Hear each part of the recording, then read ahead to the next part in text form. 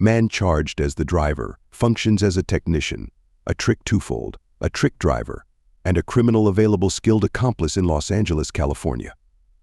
His positions are undeniably overseen via auto retailer Shannon, who convinces Jewish-American mobster Bernie Rose and his half-Italian accomplice Nino Izzy Palazzi to buy a vehicle for the driver to race.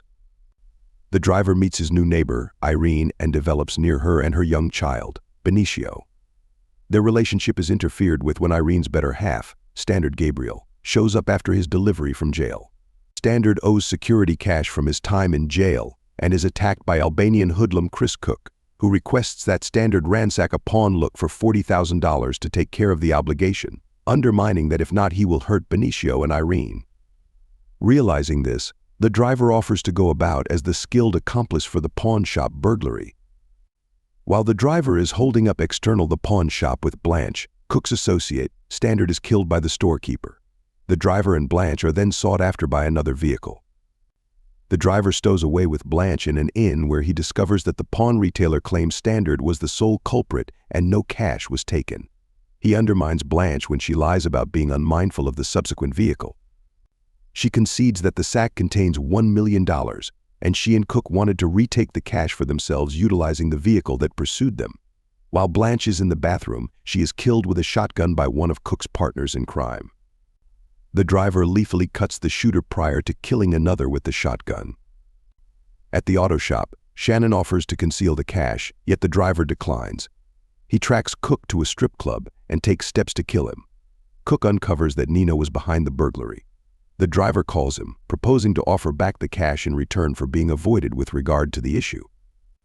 Nino excuses his deal, rather sending a hired gunman to the driver and Irene's apartment complex. The driver tells a furious Irene about his association with her better half's passing.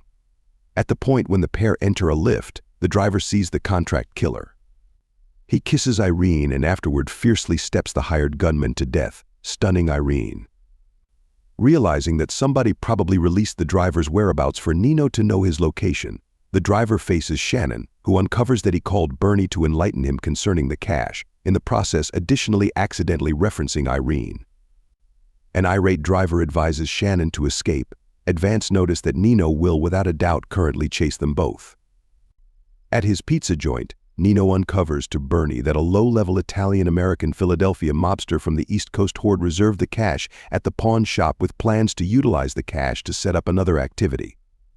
Since anybody attached to the burglary could lead the East Coast Italian mafia to them, they need to kill all interested parties.